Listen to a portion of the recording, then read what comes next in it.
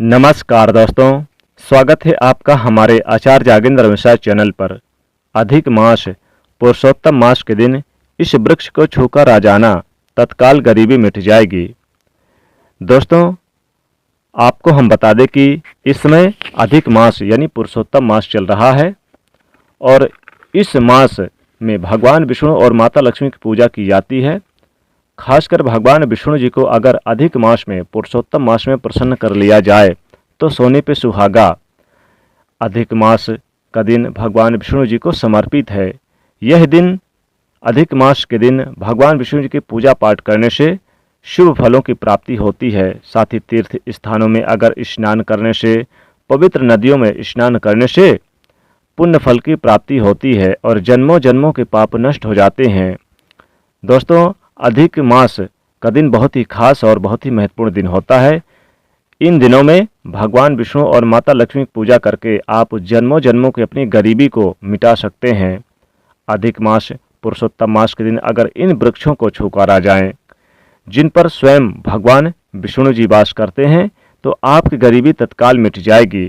कैसी भी मनोकामना हो, कैसी भी आपकी इच्छा हो, आपकी हर मनोकामना पूर्ण हो जाएगी।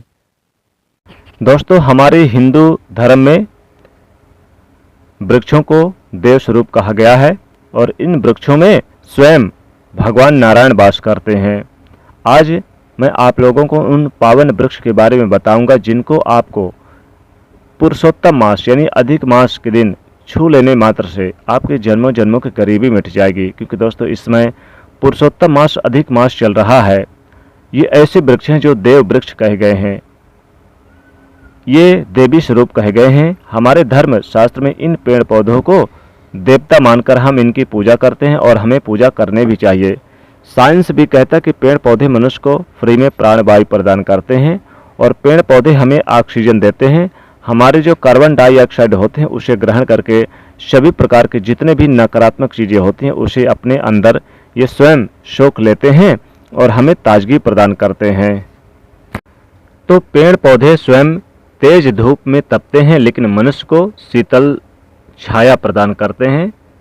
तो चूंकि इसमें अधिक मास पुरुषोत्तम मास चल रहा है, कुछ ऐसे पेड़ पौधे हैं जो हमारे धर्म शास्त्र में कहे गए जिनको छूने मात्र से व्यक्ति के बंद किस्मत के ताले खुल जाते हैं, व्यक्ति का सौभाग्य चमक जाता है। हमारे शास्त्रों में पेड़ पौधों को बहुत ही गुणकारी कहा जाता है। अनेक बीमारियों का उपचार पेड़ पौधों में छुपा है, जड़ी बूटी में छुपा है। और भगवान श्री कृष्ण ने गीता में स्वयं कहा है कि वृक्षों में मैं पीपल का वृक्ष हूँ। पीपल के वृक्ष को वृक्षों का राजा कहा जाता है क्योंकि पीपल वृक्ष की जो आयु होती है वो सबसे ज़्यादा होती है। इसलिए भगवान श्री कृष्ण ने स्वयं कहा है कि वृक्षों में मैं पीपल का वृक्ष हूँ। तो चलिए, आज मैं आप लोगों को बताऊंगा उन पावन वृक्ष के बारे में जो कल्याणकारी हैं, जो मंगलकारी हैं।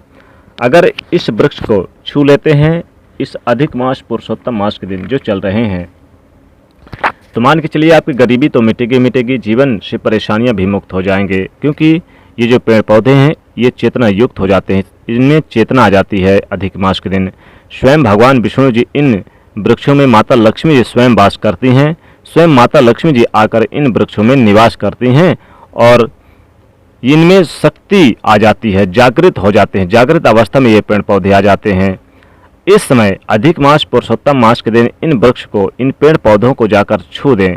खास करके जो देवी स्वरूप कहे गए हैं, जो देवता यानी माता लक्ष्मी के स्वरूप माने गए हैं, भगवान विष्णु जी के स्वरूप माने गए हैं, तो इन पेड़ पौधों को आप ऐसे छूकर आ जाते हैं तो आपके जीवन की जो परेशानी है, दुख तकलीफ है, कष्ट है, रोग है, बीमारी है, कलह कलेश है, जीवन में बहुत बड़ी समस्याएं हैं, सब समाप्त हो जाएगी। आज आप लोगों को कुछ ऐसे वृक्ष के बारे में बताऊंगा जो देव वृक्ष कहे गए हैं। वीडियो को ध्यान से देखना। अगर आज की वीडियो मिस कर दिए तो फिर सारी ज़िंदगी आपको पछताना पड़ेगा, क्योंकि इसमें अधिक मास पुरुषोत्तम मास चल रहा है। यह एक ऐसा समय होता है जो बहुत ही कल्याणकारी, बहुत ही मंगलकारी दिन होता है। सभी ग्रहों को एकत्रित करके सभी ग्रहों को सपोर्ट दिलाता है, कुंडली में मजबूत कराता है। गरीबी को स्वयं अपने आप में इनके समाप्त होते हैं और आप अपनी आँखों से देखते हैं गरीबी को मिटते हुए। मैं जिन वृक्षों के बारे में बात करने वाला हूं, ये सारे वृक्ष आपको आपके घर के आसपास बहुत ही आसानी से मिल जाएंगे। दोस्तों, अगर आप इस प्रकार की जानकारी से इंटरेस्ट रखते हैं तो आप हमारे चैनल को सब्सक्राइब जरूर कर लीजिएगा और ज़्यादा से ज़्यादा आप दोस्तों को शेयर करिएगा। कमेंट में लिखेगा जय भगवान विष्णु, जय माता लक्ष्मी जी।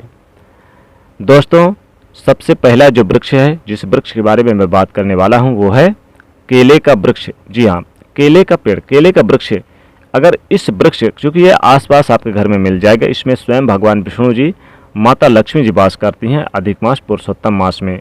तो आपको इसे खासकर पुरुषोत्तम के किसी भी मास के दिन, चाहे गुरुवार के दिन हो, किसी भी दिन आप यानी कि छूकर आ जाएं, तो जीवन के कष्ट मिटते हैं, गरीबी मिटती है तत्काल और सुख समृद्धि की प्राप्ति होती है। धन वैभव से आपका घर भर जाता है, आपके घर में तेजी से धन आने का स्रोत नजर आने लगता है, रुका हुआ व्यापार चलने लगता है, बंद पड़ी किस्मत भी अब साथ देनी शुरू कर देती है और भाग्य आपका सातवें आसमान पर रहता है, बंद किस्मत के ताले खुल जाते हैं।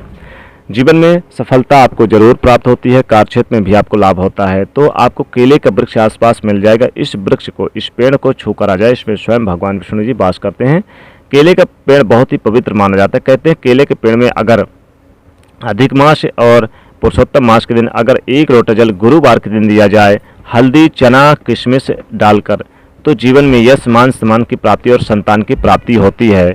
अगला वृक्ष है दोस्तों पीपल का वृक्ष। पीपल के वृक्ष में स्वयं भगवान नारायण वास करते हैं, स्वयं भगवान विष्णु जी वास करते हैं और माता लक्ष्मी जी वास करती हैं। तो अधिक मास पुरुषोत्तम मास के दिन आपको पीपल के वृक्ष को जरूर छूकर आ जाना है।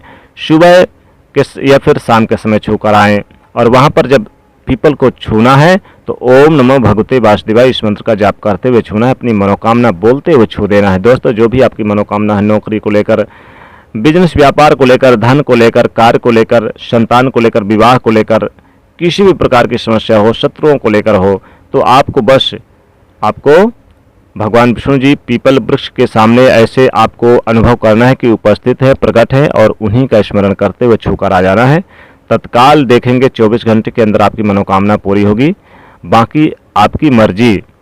दोस्तों, इतना पावरफुल ये उपाय है कि इसे करने से आपके जीवन के दुर्भाग्य दूर होते हैं, कष्ट मिटते हैं, जीवन से गरीबी दूर होती है।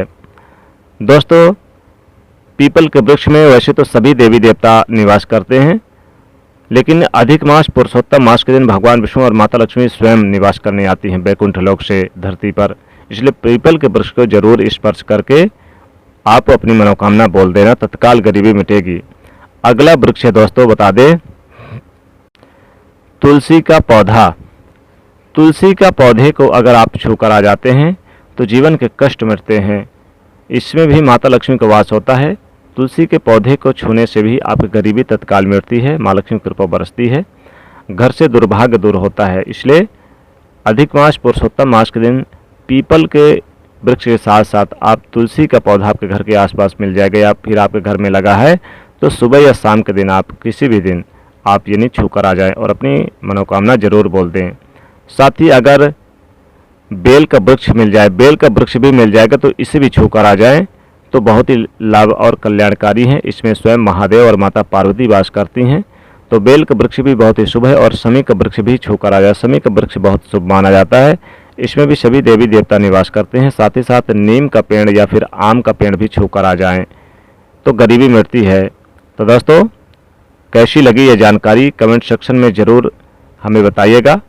अगर आपको अच्छी लगी तो वीडियो को आप ज़्यादा से ज़्यादा अपने दोस्तों को विषय से शेयर करिएगा और आप लोग एक लाइक ज़रूर कर दिया करें। साथ ही चैनल से जुड़ने के लिए सब्सक्राइब कर लिया करें। जय माँ लक्ष्मी।